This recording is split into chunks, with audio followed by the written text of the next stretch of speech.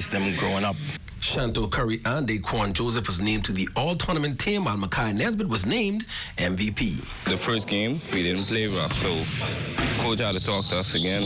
And then for championship, when we play against CI, we come out a little rough, but fourth quarter, we start to maintain what we used to do in Freeport. So after that, we just stay consistent.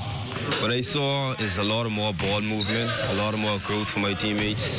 We communicate better, and we come together as a team in order to win that, and we just trust in our coaches. And how I felt great because I own up to what I'm supposed to do.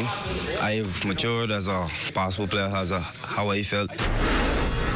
Next in sports, Logan Camacho has been increasing his training at the YMCA with hopes of making some national teams this swim season. My expectations for this year is to make at least 5 Carifta cuts and to get first in nationals in 200 breaststroke and to medal in 200 breaststroke at Carifta. Right now we just got back from the break, so right now I'm feeling a little rusty, but I think as we go on training, I will feel better. And finally in sports, primary school basketball resumes this week in boys and girls play. On Wednesday, Walter Parker will take on Freeport Primary, while Sunland is scheduled a matchup against Grace Christian Academy in boys over at St. George's Gym. On Thursday, over in 8 Mile Rock, Martintown Primary will go up against Wilbur Outing, and Hugh Campbell is scheduled to play West End Primary in girls play. And that's your quick check on sports. A check on weather is next. I'm Jay Fanique. As always, be blessed. Tonight's weather forecast is brought to you by Royal Star Assurance. 'Cause it's so beautiful.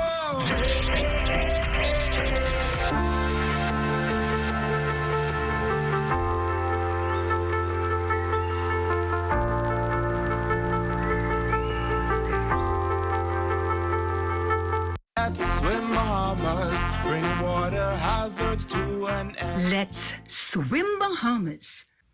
Water safety rule number 9. Do not dive into unknown waters. Let's swim Bahamas, bring water hazards to an end. Water hazards to an end. Your number 1 team in the North. Only the sun covers the Bahamas better. And that is going to do it for us here in the North. I'm Ramiko Knowles. I'm Jay Fleet. Hey, John Canoe's next. Who you got? Not this year? You're not going to say anything? I keeping it for Friday. You know what they say last year? I'm not doing it this year. Thanks so much for watching. Here's a live look at the Bahamas tonight coming your way next. Keeping it for Friday.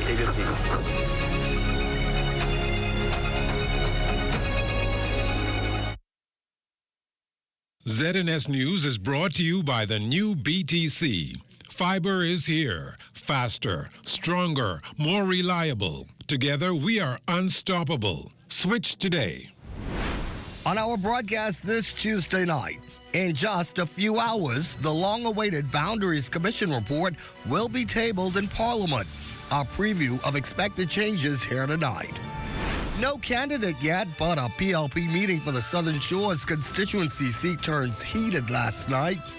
And starting the year off right, a huge Travel Tech Award for the Bahamas. Those stories, the days, are the big news this late night, Tuesday, January 6, 2026.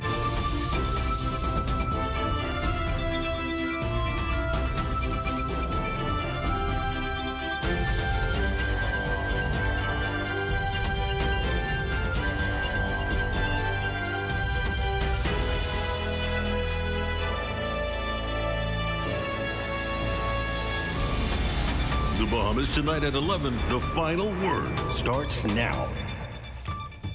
And we're so happy to have you stay up with us this late night. I'm Corvell Pyfrom. We begin here at 11. Voters eager to find out if their constituency has been impacted by the much-anticipated Boundaries Commission report. And that update is expected sooner than we think. Starting us off here at 11 tonight is Leah Cooper. With a general election expected sometime this year, major changes to constituency boundaries could soon be on the table. The Boundaries Commission, tasked with reviewing electoral districts ahead of the next general election, is expected to table its long-awaited report in the House of Assembly on Wednesday. That much confirmed to us by Boundaries Commission's member, Deputy Prime Minister, the Honorable Chester Cooper, on Tuesday. And if those recommendations are accepted, voters could be heading to the polls under a very different political map. According to our information, the commission is recommending that the Killarney constituency be split, creating a brand new seat in Western New Providence. According to parliamentary registration statistics, Killarney is currently one of the largest constituencies in the country, with 7,112 registered voters at the last general election. Of those, 4,882 cast ballots, and former Prime Minister Dr. Hubert Minnis secured victory with 51% of the vote. That's 2,503 votes.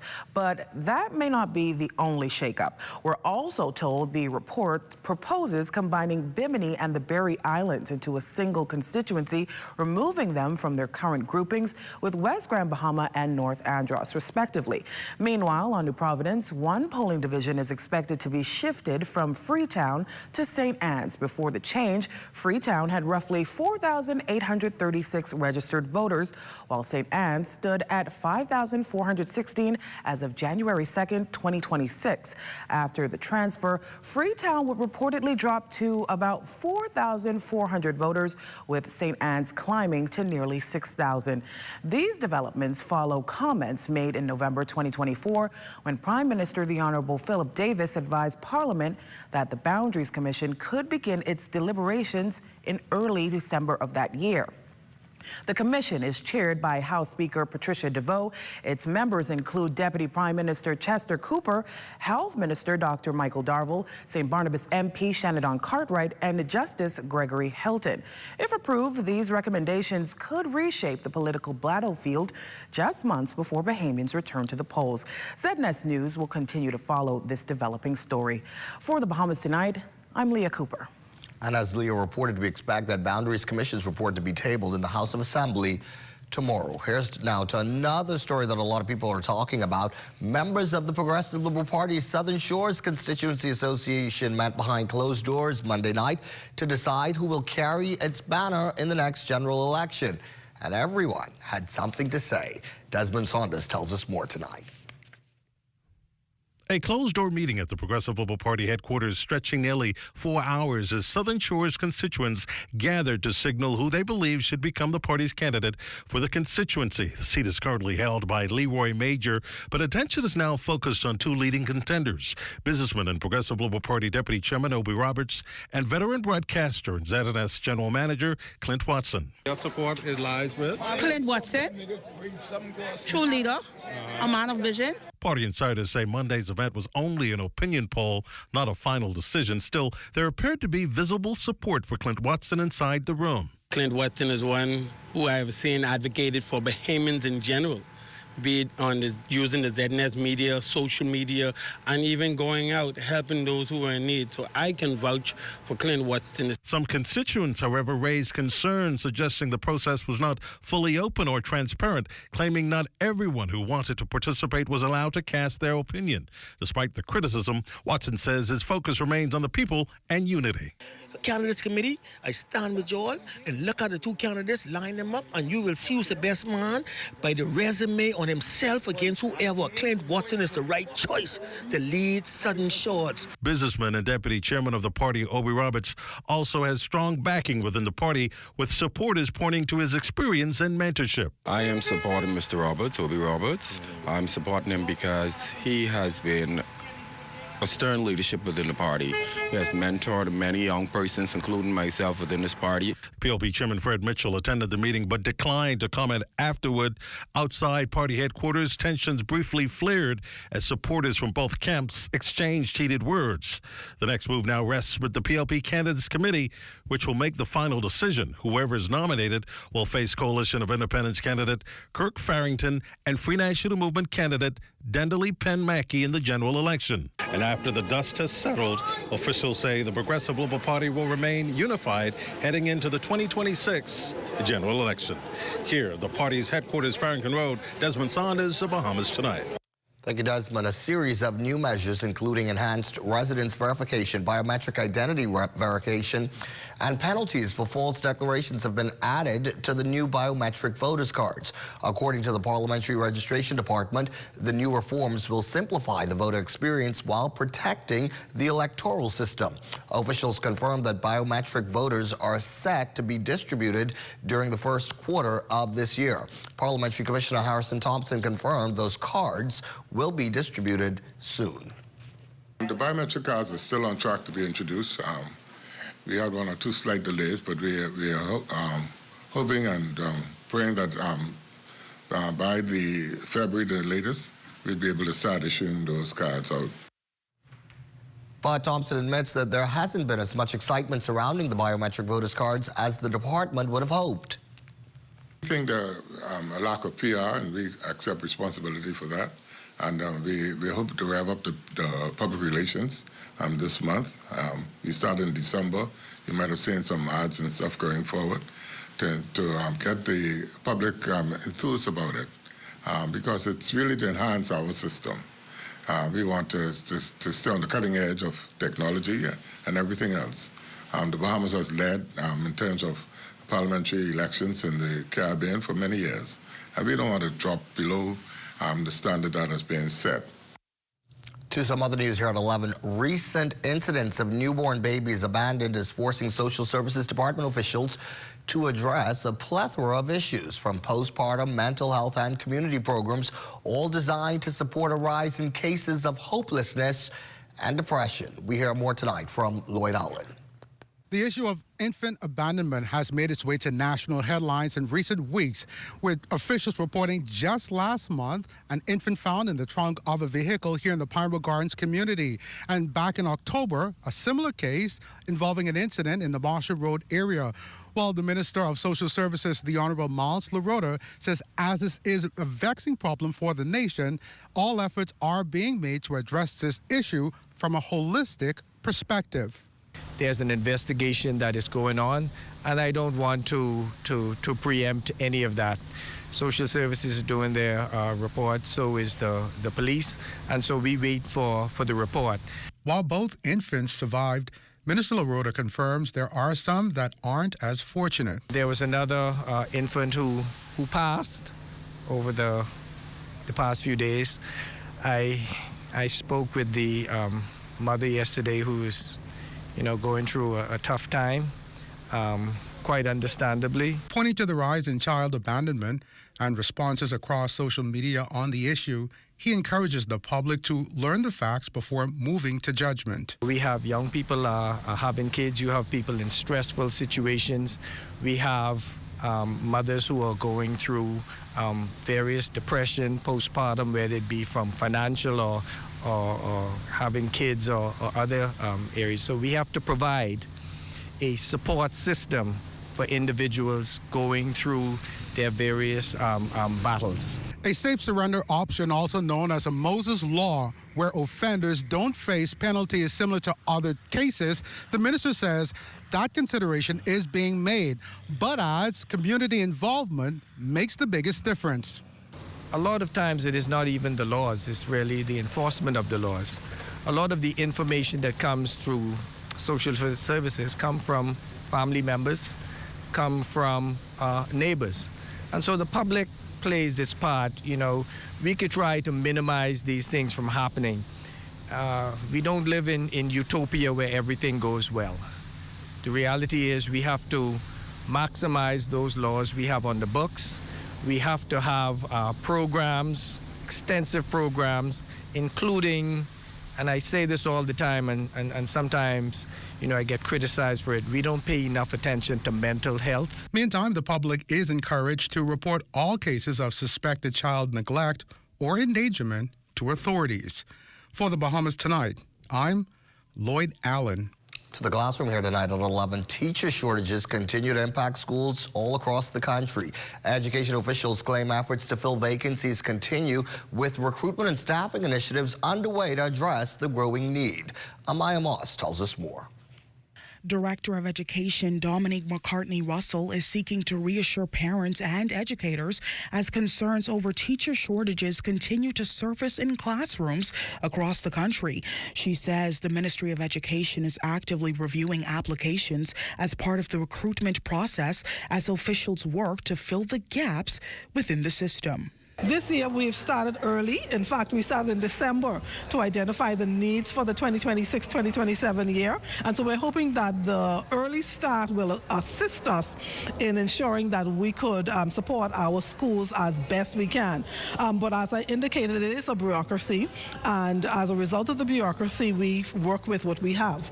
McCartney-Russell highlighted the pressing demand for educators in critical areas, explaining that part of the ministry's strategy to address these gaps involves calling retired teachers back into the classroom.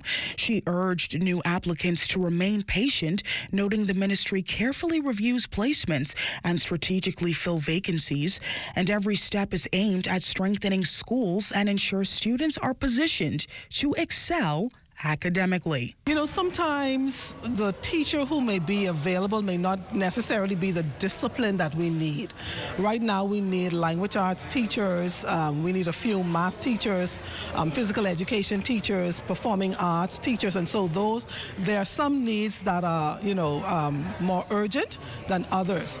I agree that the process is a long one in terms of the bureaucracy in hiring teachers, but we ask our potential hirees to be patient with us because we have to go through that process. We have to ensure that all of our documentation is there and that when we put those persons in the front of our children, that we have no issues. While the road ahead may still have challenges, the director says steps to welcome back experienced educators and to carefully place new teachers are helping to build classrooms where students are empowered to learn, grow, and thrive. Reporting for the Bahamas Tonight, I'm Amaya Moss. In a moment, some of the day's other news. When we come back this late night, tourism's website gets regional honors. You're watching the Bahamas Tonight at 11. There's more to stay up for.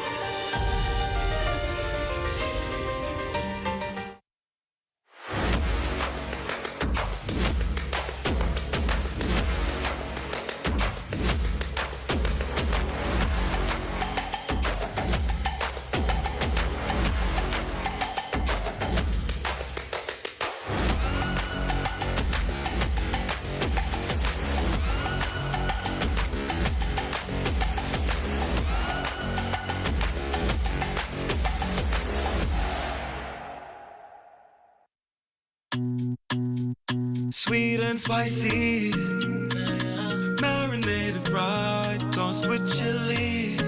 Wow, wow. Garlic and ginger have many flavors, like honey barbecue. Signature hot wings, turn up the heat for you. Those pepper wings, what's your flavor? Roasted garlic parmesan, tastes so good, chicken. So many flavors to try. What's your flavor? Honey barbecue, sweet and spicy, all new. Signature hot wings. What's your flavor? Roasted garlic parmesan, tastes so good, chicken. Those pepper wings.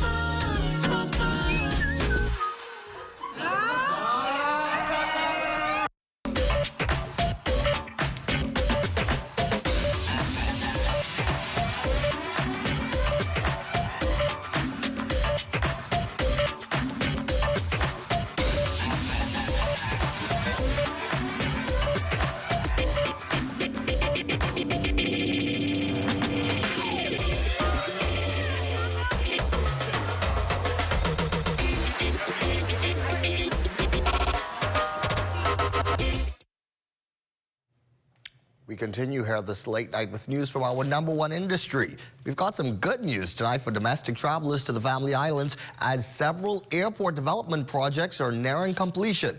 The Director of Aviation gave our LaDon Davis this update earlier today. We actually went out the tender and we announced some 14 airports targeted for infrastructural development and upgrades. Getting more heads in beds and passengers on flights to soak in the best this country has to offer is a primary goal of Director of Aviation Dr. Kenneth Romer. As it stands now, some 10 airport projects are currently under active infrastructural upgrades in key tourist spots around our Family Islands, with 3 of them already completed.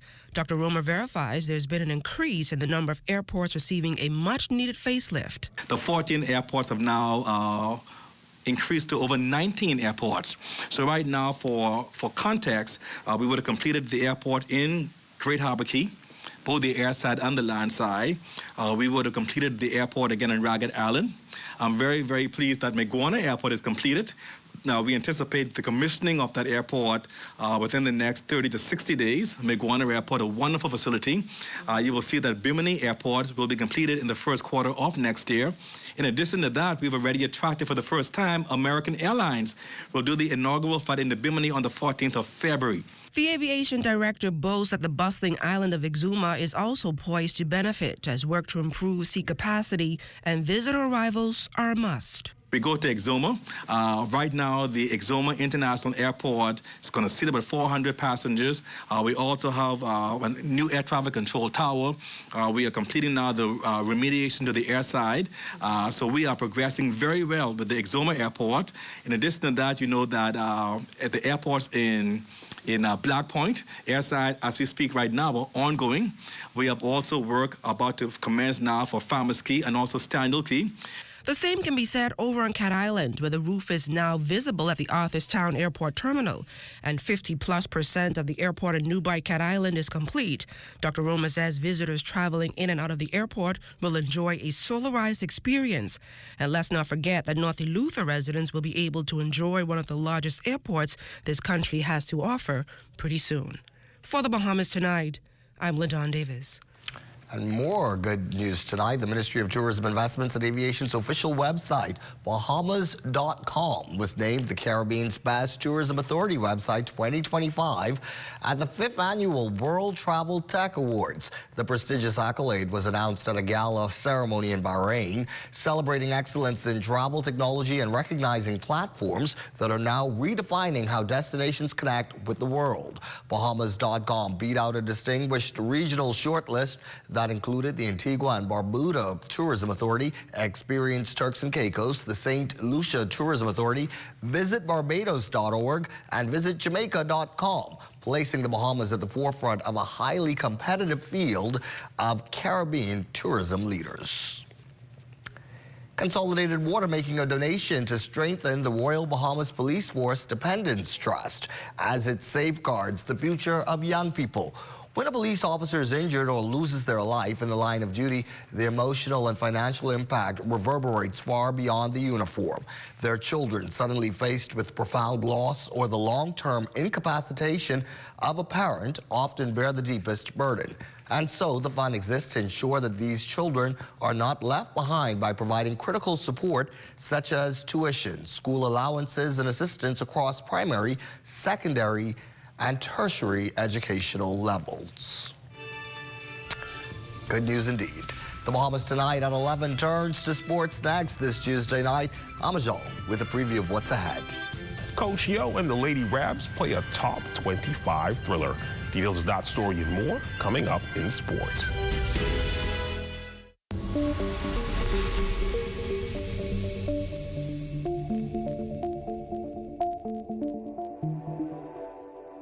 He's no stranger to walking the halls here at Aquinas College. As a former student and teacher, BPL's facilities manager, Ian Clark, is empowering youth through mentorship.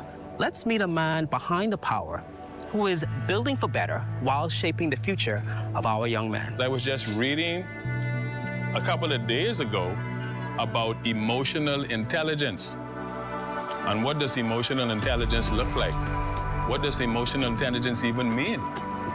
When I was growing up, there was no such thing. That word was never used often. Everybody know what empathy is? What is empathy? Empathy is like care for others' feelings. About trying your best to make sure that you show compassion and other stuff. Absolutely. Absolutely. And for Clark, returning to his alma mater isn't just about giving back, it's about making a lasting difference. I learn a lot from the young men. Sean, Mark, Leo, Trevor, and I have something that I live by where the more I understand other people, the more I understand myself. So for me, it's been very life-changing, you know, to the point where I look forward to coming in. Lead by example, and let your example lead others. Something I live by every day. You know, just be the example you want to see. Clark's dedication to mentoring young men also reflects a simple belief at Bahamas Power and Light, that powering progress also means empowering the next generation to lead with purpose.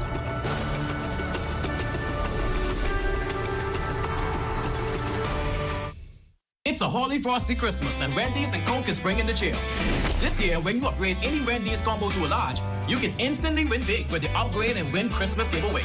We're talking travel gift cards, gadgets, holiday treats, and prizes that make your Holy Frosty Christmas shine. Just upgrade your favorite lunch combo, scan the QR code on your receipt to enter, and let the holiday magic begin. Enjoy great tasting food and win big this Christmas with Wendy's and Coca-Cola's Upgrade and Win. Rules and restrictions apply.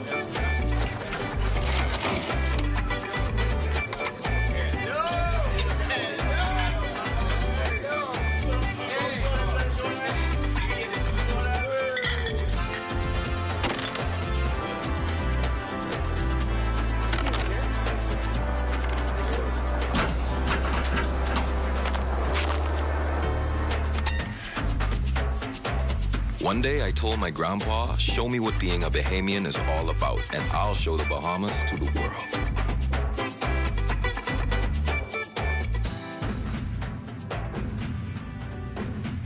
Together, we show the world what it means to be Bahamian, and we celebrate with an ice cold Quebec.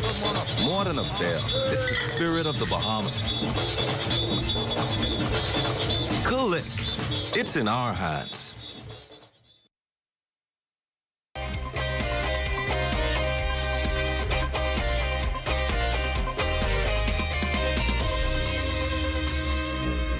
Welcome to your Tuesday Sports Check, everyone. I'm Amajal Knowles, topping sports. Coach Yo and her Ole Miss Lady Rabs with a big top 25 showdown over the weekend. So they would head to Austin to take on the second-ranked Texas Longhorns, and this one would certainly be a memorable clash between the two SEC foes, despite an incredible fourth-quarter turnaround, which saw the Rebels cut a 19-point lead to as low as 3.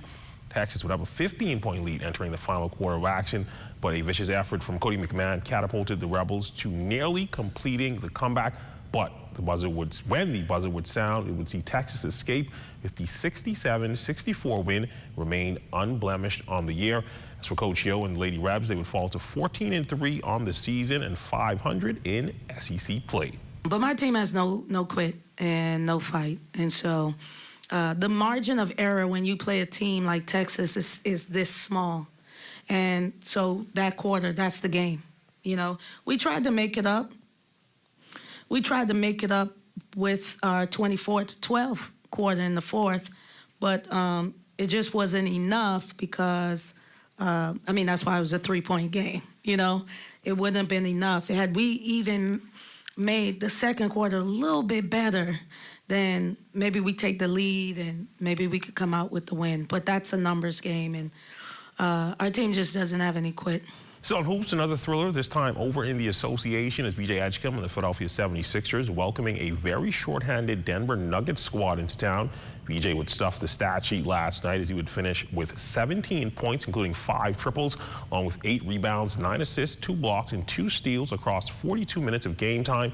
The Sixers would enter the game on a 3-game winning streak, but would see that snap as the Nuggets, without their entire starting 5, along with Tim Hardaway Jr. and Jonas Valanciunas, were also on the second night of a back-to-back, edged out the Sixers in overtime, 125-124. A tough loss for Philly, who were hoping to gain some ground in the Eastern Conference playoff race. Next up for them is a showdown with the Washington Wizards on Wednesday. But over the weekend, the Queens College Comets would claim the crown as the inaugural BAISS Junior Boys Baseball champions at the Andre Rogers National Baseball Stadium. After the awards were handed out, Bahamas Baseball Association President Clarence McKenzie speaking to the media about what's on his team's agenda for 2026. It was excellent to have BAISS and GSSA playing on the same field to crown the champion. Only thing missing was the Family Islands, and we promised we're going to get them here next year. Putting our foot to the pedal for quite some time now. We're going to continue to develop all around. Family Islands, Freeport, here at Nassau locally. We want to get more tournaments in locally as well as internationally. But the main thing we're going to focus on this year is coaching development. We got to get our coaches up to speed, up to par with international standards, and we believe that will trickle in to better play and development. Switching gears, but still on the same note, also giving his outline for the 2026 season would be B3A's President Tramico Archer. The local track and field calendar set to get underway this weekend with the T-Birds Flyers track and field meet. Archer on his expectations. 2026 is the year of confidence for us. The only thing we talk about is greatness. I tell our athletes every day, there's no one better than you. And I think that that's a psychological impact that we have not really looked at. And so sports psychology is something that has been a priority for the Federation. Competition preparation and really imbuing a level of confidence in our athletes is really the focus. I think that we have some of the best coaching staff. We have some of the best talent in the region. And so bringing all of the pieces together would really be an exciting thing. We also have had some athletes who've gone offshore to university, and I think we should see some really exciting moments. And that's been a look at your sports on this Tuesday. I'm Amajal Knowles, signing out until tomorrow.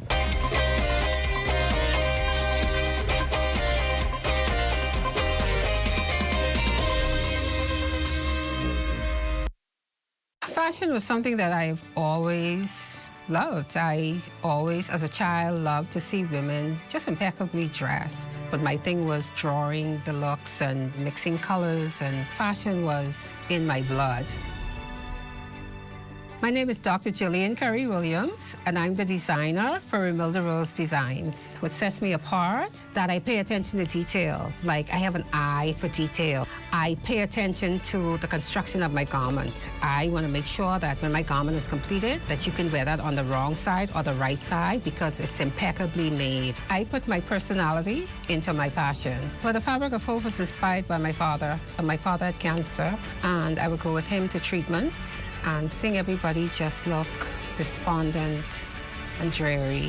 And one day this lady dropped her mom off, and her mother fell once she got inside, and I was like, wow, like God, like I'm only a fashion designer. Like, what can I do to assist these people? I know God had me to create it to inspire persons with cancer or any illness that there's hope, that there is light at the end of that tunnel. The encouraging word I would give to women, it's been in my heart for a couple of days, to speak to the older women who may feel that I'm 40, what can I do? I'm 50, what can I do? And that's when the fire in us kicks in. We've had the work experience, we pass all those tests. So take that idea that God has given you and put it to use. This is where it all begins. To learn more about the Women Entrepreneurs Initiative, visit our website or contact us at 461-7232. And remember, empowered women empower women.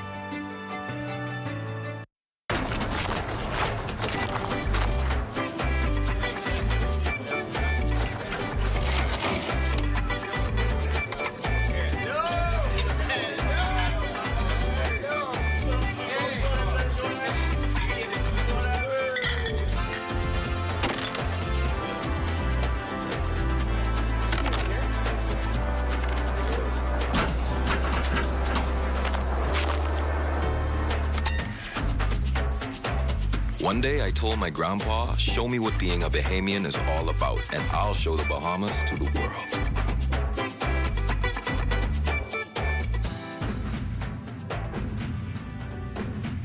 Together, we show the world what it means to be Bahamian, and we celebrate with our ice cold Quebec.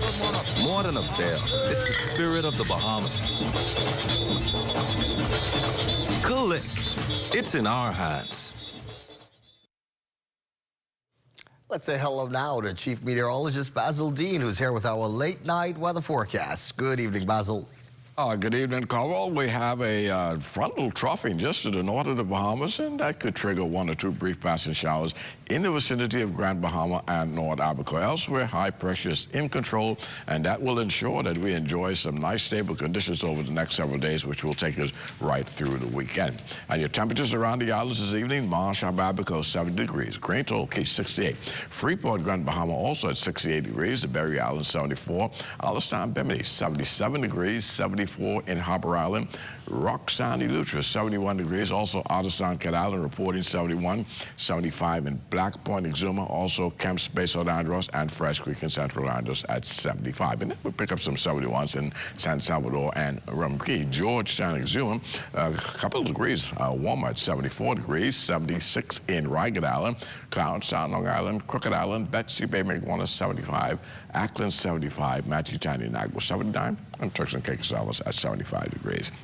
And your forecast tonight, we're going in for clear and very nice conditions tonight. Low temperature getting down to a very comfortable 71 degrees. And then tomorrow, we're looking at lots of sunshine in the forecast with the high temperature getting up to 81 degrees. And your extended weather forecast, beautiful weather will be with us, as we said already, right through the weekend. There's a frontal system coming in late on Monday, and that could trigger 1 or 2 showers as we head into Tuesday. But until then, lovely weather conditions, daytime temperatures not bad at all, pretty seasonal, keeping you in the low 80s, and those nighttime temperatures residing in the upper 60s.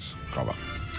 And that is our broadcast here at 11. I'm Corbell Pyfrom, and for Abajal, Basil, and our entire team, take care, be well, and remember, we will be looking to see you again right back here tomorrow evening. Good night.